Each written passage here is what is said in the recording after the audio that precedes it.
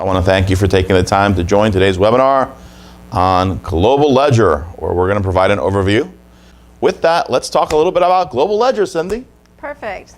First thing we want to talk about is navigation. It's definitely different than it is in the current world of Lawson. All the navigation is pretty much role-based now. It's kind of hard to see, I think, on the slide, but there's definitely roles that you can select to switch from application to application. The little switcher is actually called the application switcher, and you change your role by accessing the drop-down menu and select whichever one you would like to do. Everything is menu-driven.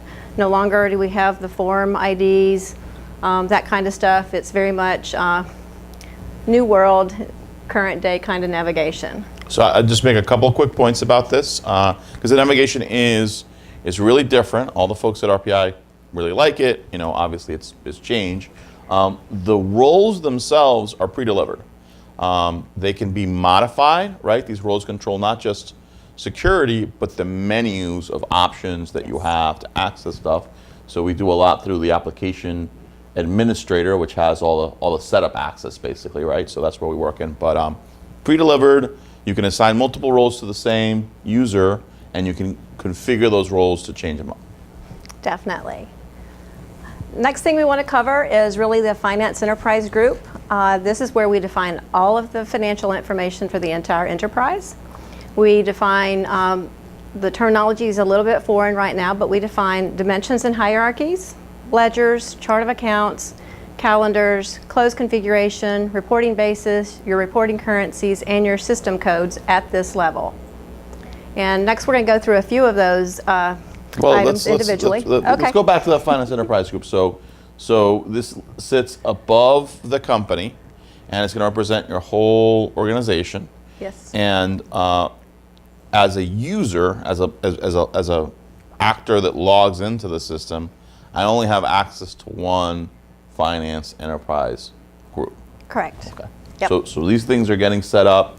If you think of Lawson today, the chart is not a company-specific things. These are above company, Correct. if you will. Correct. Okay. Dimensions. Dimensions are things that we used to categorize as our company accounting unit account information. They are now called dimensions. We have 4 defined user dimensions. Those 4 are accounting entity, account, sub-account, accounting unit, and project. Technically that's 5, but Technically yeah. it is 5, but sub-account is a sub of account. Yes. There are 10 user-defined dimensions, and there's a few particulars about those user-defined dimensions that you have to pay attention to. If you are going to do project invoicing, you need to use that dimension 2 for that. And our automatic zone balancing does occur at user dimension 1. So there's going to be a lot of conversation around dimensions as people migrate to CloudSuite Financials. They're essentially your GL code block.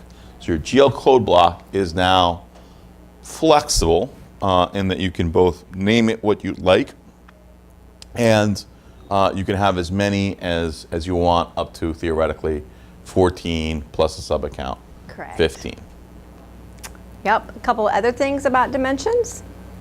Once we define a dimension, we have to create one structure, and then we can create dimension hierarchies. You can have multiple hierarchies for a dimension, which allows you to do many different roll-ups of that dimension. Your hierarchies are unlimited. They don't have to be used in order that you populate them on the screen when you set them up. You can determine what that order is. However, once you do enter transactions, you can't change that order. And you can have dimensions that are not required or are only required for certain criteria. The next thing we'll talk about is entity level. This is where your closing controls are defined. This is very similar to what we currently think of as company in the current Lawson world. We can define up to 3 alternate reporting currencies here. This is where you do define the accounting unit structure, and you determine whether or not you want to do zone balancing, and you do some of those journal option kind of things that we're used to allowing unrelease, those kind of things at the entity level. Whoops. A new thing called ledgers. Ledgers are used to group like transactions. What it does is it segregates your journal entries to make it easy to include or exclude them in a report. Every finance enterprise group has a default ledger, and that default ledger has a corresponding closing ledger that gets created to hold your year-end closing transactions. A few examples of a ledger might be a gap ledger, an allocation ledger, elimination ledger. Those are just ways of grouping like transactions so you can do different reporting to include or exclude. So if you have these additional ledgers, they're automatically populated based on criteria, right? And they all fall under this, the core close drives the close of the periods. You don't have to have separate closes for the other ledgers. You do close the ledgers. You don't close by company anymore, you close by ledger.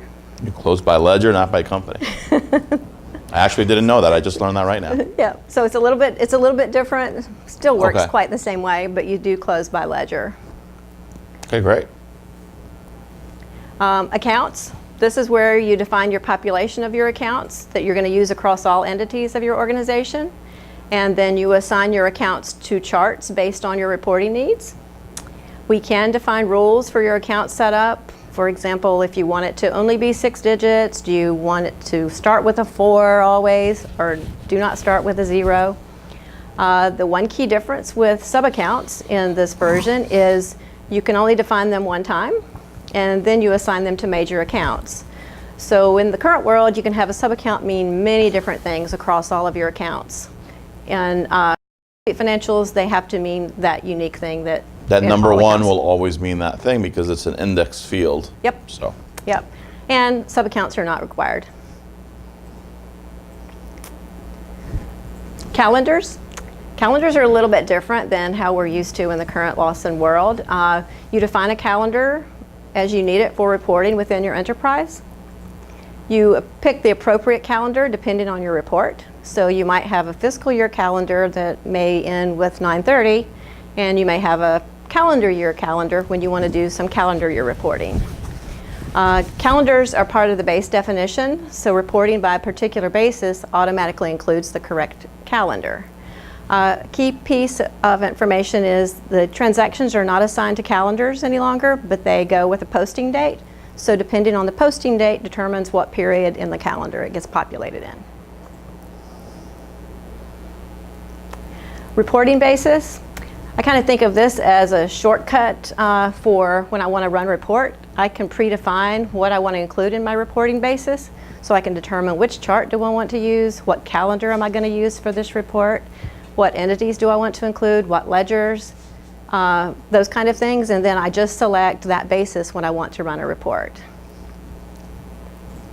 Okay, so that ends the preview terminology section of this webinar, and now we're going to try to get CloudSuite Financials up on your screen. This is where things go wrong sometimes, so we'll see what happens. There we go. Oh, wow. Yeah. So we're going to see We're it going there. to see the screen. Yeah. Okay. Yeah. So what are we looking at here, Miss Cindy? Okay, so it looks like this is the controller dashboard. You can see at the top across the screen, you can see the controller role in the very beginning, and then you can see all of their different menu options that the controller does have access to do. Can we just click on the setup to show the drop down? So we'll go in and explain some about the Finance Enterprise Group initially. So if you'll go to Finance Enterprise Group and Maintenance. So that is SAC Custodio behind the scenes driving here. That's not Alexa or any form of AI that we get to command quite yet, though I understand Info is working on it. So we're going to select W14 for our Enterprise Group.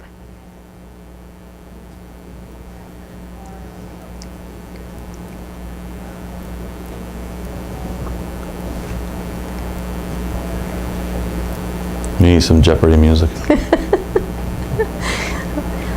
This shows us the Finance Enterprise. This is the finance structure that we just talked about, where we talked about dimensions.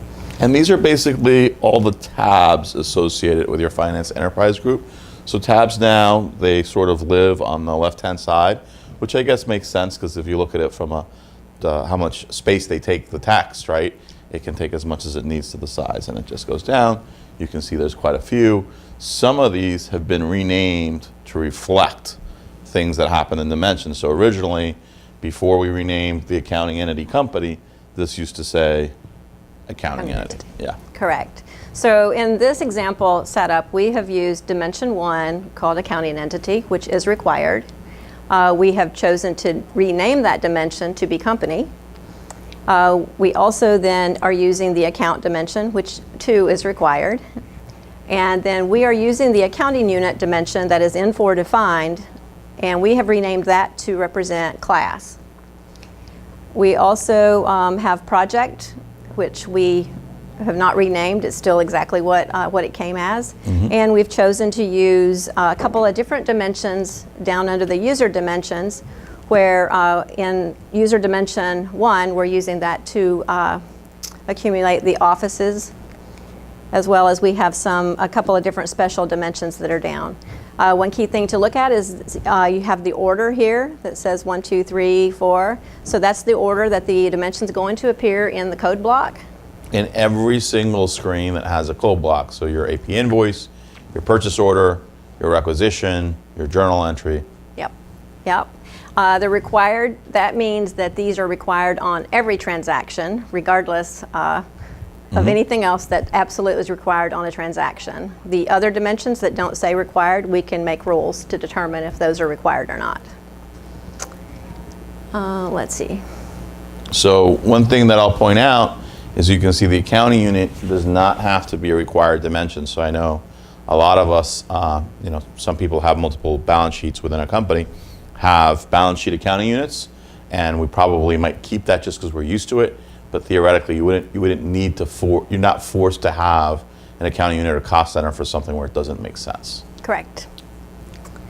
Will you go to? Well, you want to scroll down and show the bottom of the? Okay. I think there's some more stuff down here. Yeah, if you're going to use sub-accounts, you're going to click this button and say use sub-accounts. That's kind of, and this these is are where the- you determine the currency information. We're only set up for one currency. All right, and those would be the alternate reporting currencies, right? Yes. Okay. All right, cool. So now if we scroll back up, we can get back to some of the other tabs here. You can click on options if you like. This is where we determine some of the key options. This is, if you go down to the bottom where it says regular expression, this is where you can do some of those special requirements for your company account class and say, for example, in account, it's going to be, in this example, it's 5 digits. 5 digits long, and that's really all we've told it. So this is where you set those rules for your account information. And most of this other stuff is very reminiscent of your Yes. GL10. Yes. Except for the big piece that's missing here is the calendar, but we get to that in a little bit. Right. We scroll back up. System account, we're very used to this. This is where we're used to defining that currently. Looks pretty much the same as we're used to. If you'll click on calendar. And we have one calendar set up. We have one called calendar year. You might have 2, you might have 3 or 4, depending on your needs. You might typically, if you have a different fiscal year from the calendar year, you probably would have 2, just simply to be able to do some calendar year type reporting. So this is different because in Lawson today, it lives under the company, right? The calendar is specific to the company. Correct. And now you sort of have, I mean, you could create different ones, but it's a universal, and then it gets assigned to a company. Right. You want to click on that calendar and go to hierarchy and just expand some of Yeah. the system automatically rolls some things up for you by quarter, by month, and then you can see the periods. If you click on the 2018 MO2, okay, perfect. Yeah. And it auto-generates this, right? Like we tell it start, and then it generates all these quarters and stuff. You're not grouping it into Q1 and Q2 and so Correct. forth. It does. You do have to do a little bit of work when you create your close configuration to tell the system when you want to close your books. Because that can be different than what you want for your calendar. You might have a weekly calendar that you're wanting to track, but you really only want to close your books once a month. So that's how you can have some different kind of close configurations there. So you can go back to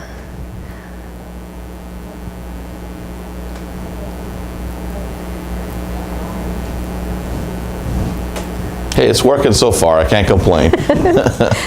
You'll click on company, please. And originally, this dimension said accounting entity. Now it says company because we made that change. If you click on that company, please.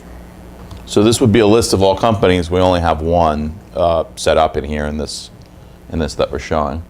Yeah, and then click on class structures. We created, we changed the dimension to say class. It's accounting unit.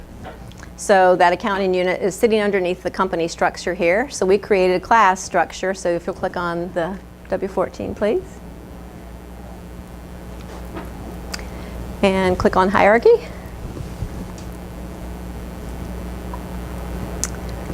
And just expand like corporate maybe. Or Maybe team. Yeah. Give you expand team. So one thing that we did that's interesting here, and I think Cindy did this, is we put the same sort of levels, right? So you'll see that the posting level in all these is essentially level 3, but we argued the other day that you don't have to do that, right? So in Lawson, you set these levels at the company, right? And you're sort of stuck with them forever, and they all have to. If you have 4 levels, every single accounting unit has to go 4 levels to be posting. And here they don't, right? So this is sort of a more organic, you could have the balance sheet just be 1 level instead of 3. Exactly. It works similar to how it currently works because you have summary and posting, but you aren't tied to that, oh, I have 5 levels to work with, and oh, if I use 3 for this company, they all have to be 3, that kind of thing. Definitely, it's way more flexible. And you can see that we've created, 10, 11, 12, those different teams. They all roll up to Team 14. So we still can use that summary accounting unit approach that we're used to in the current Lawson. You also can upload all of this information very easily. There's always an upload tab on the screen that you can upload quite easily to as well. All right, let's go check out the next one.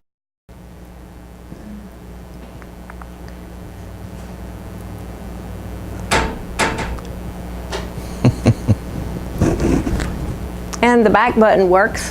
It's how you navigate back. Yeah, I'm always so scared to do it, still not used to it. If you have multi-companies, you would create your intercompany relationships here as well, your company groups as well. The next one's a little bit different. This is account. This is where all of your posting accounts reside. Not where your chart resides, but this is where all of your accounts reside that you may put into a chart. So that's a little bit different than how current world works. So you have to create all of your accounts here before you can even assign them to a chart.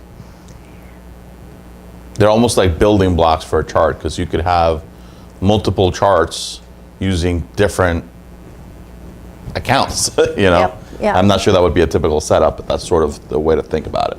Right. Let's go on down. We didn't do anything with project. Yeah, let's just scroll down a little bit further. More. Here's, we got chart. Go to chart. Let's go to chart. So each one of these is a dimension. These are the dimensions we've populated. Correct. Dimensions that we didn't populate don't show up on the tab, but they can always be added. So we've created a chart. We called it chart. We're very creative here at RPI. Are you opening it? And if we click on the hierarchy,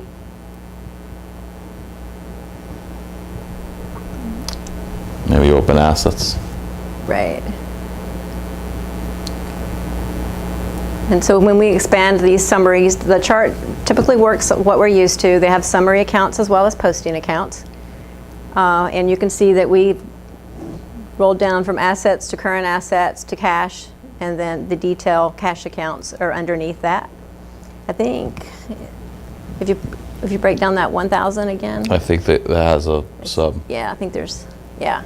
Those are the detail posting accounts. See, this is what I was saying. They don't have to be the same level. Cindy doesn't like this. She wants it all to be the same level, just so we're clear. The old way reporting was so much easier when you had them all the same way. We'll see how well we like it this way, is right? New Age thinking. Right. And this is one hierarchy that we've created of the chart. We can have multiple roll-ups of that same chart. So this is just one way we've rolled it up. We could create another one if we want it to look very different in our reports if we want. So this is true not only for the chart, but also for the accounting unit. Yes. And all the dimensions. And something we're going to talk about a little bit more later, but it allows you to have basically other summary accounts that capture sort of different pieces, bring them together, and they don't have to be all inclusive.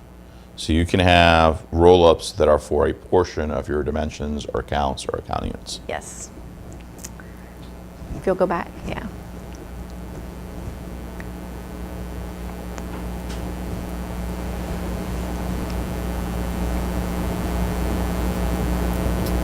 If you'll go into structure relation.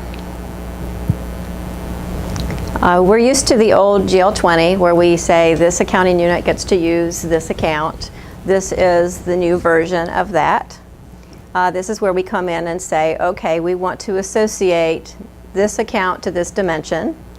In the example, let's look at account to office. Account to or office. Okay. Maybe conference was one, maybe. But yeah, let's do conference. Let's do conference.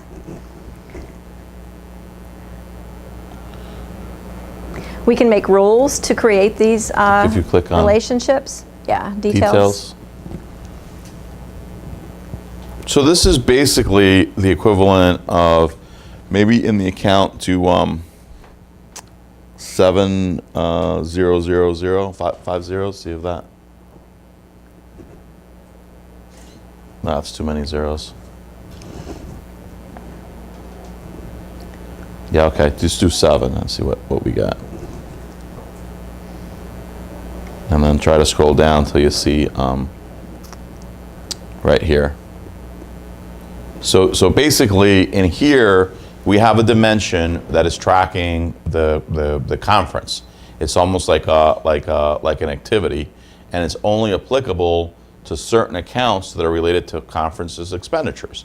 And so what we've created here is a relationship that says every time you hit one of these accounts, and these accounts are like conference sponsorship, conference travel, you must put in the conference dimension, right? You must tell me which one of these conferences it's for. For all the other accounts, not only must you not tell me, I don't want you to be able to populate this field. So it's not blanked out, but it's blocked out. So it's sort of the concept of that GL 20.2. So this is it, and you can use uploads, and you can use these rules to say, you know, I want this to work for all my income statement accounts. Right. So it doesn't, you know, you don't have to do these one by one. Right. And you definitely do want to use the relationship rules, and particularly if you use them on a summary level, because as you add new accounts to roll up to that summary, you don't have to come back. Oh, they automatically. They automatically happen. So you don't want to come back and have to do this maintenance as well. If you click on that relation rules, we can just kind of show. I think there was a rule that we had created on this one. And we said, yeah, that marketing one would be okay. And we said everything that rolls up to this marketing account, this is a summary account, we want to go over and make sure that they allow everything to, any to value allowed. So it will automatically create that relationship if we add new accounts that roll up. Yep. And so the relationships don't have to be between everything. They can be wherever you want to create them. Correct.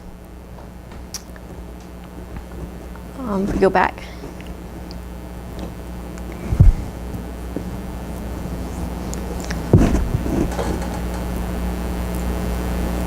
I think that was pretty much it from the structure perspective. I think we were. Yeah, you want to just scroll down real quick in case we missed anything? Yeah. Yeah, I think so. Let's go click on My Reports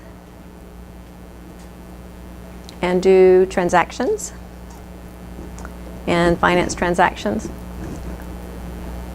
I call this the new GL90. GL90, yeah. We still use the form names even though they don't technically exist.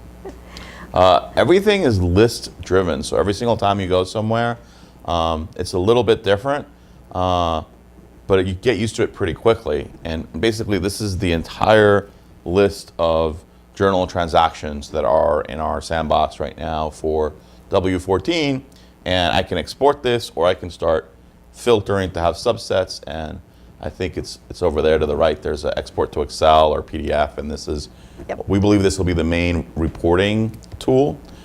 Think of it as integrating what we know as the Excel add-ins query wizard with just being at the table, and you can add columns that you want and stuff of that nature. So, and it'll save the columns that you want to add. Right, yeah. The personalization piece of it's pretty nice. You also can add some things that will allow you to edit in the list view with that personalization as well. You can use the filters, as he said. There's also a search feature here if you click on the search button up there. It's right up here.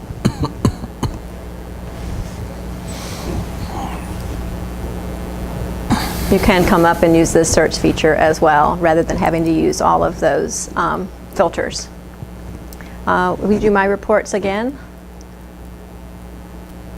and do account analysis. This one is a little bit similar to how the GL95 currently works. You can save your settings so you can reuse them time after time. In this one, I've set one up and I've called it revenue. Will you click on the Analyze Accounts piece of it? Thank you. No questions coming in?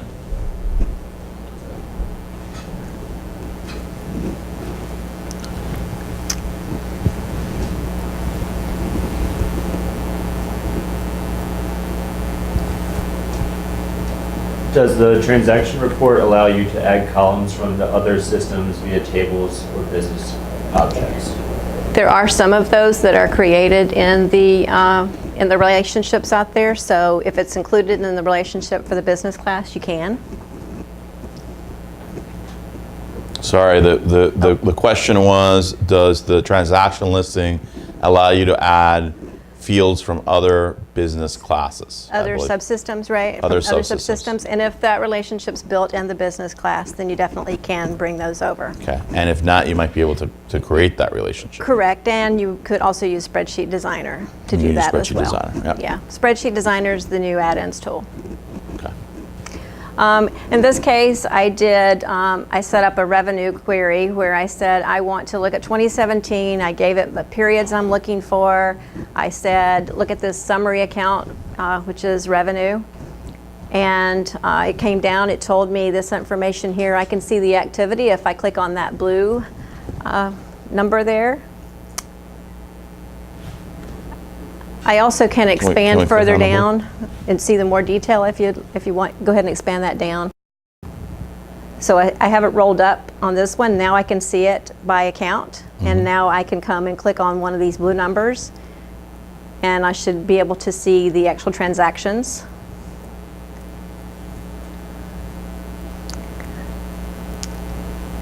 And I can see this first row is account 41020. And then this is the transactions. And these are the transactions. As I move down, this is for class 11 PMO. Right. As I move my cursor down to 12 finance, these data will change. So it's pretty nice. I like this tool. And it saves it too, so whatever you're running all the Right. time, you'd have it in there and you just click on. Yeah. Next thing, you want to go over to the BI piece. So there's some embedded BI, right? So there's these embedded cubes. The dimensions act as indexes in those cubes. What do we got here? We click on FSM reports. And let's see, we've clicked down through financial reports, we've done GL reports, and now we're going to just look at an income statement. Yeah. So it saves whatever you looked at last. So Yeah. we had looked at this one at last. So you can see this is just really looking at an income statement based off the parameters that we have. If you'll That box right there? Yeah. And you can see we were looking in this example at the Baltimore office. We could take that off, change that to be at the top level, and we could see all offices. And then minimize that screen. Oh, scroll down. Yeah. Either And way. we can see it automatically changed. If you click on expand those rows there, you should be able to see the details for those. We didn't choose to include the account number in our report here, but had we included that. Can you click the office expenses, for example?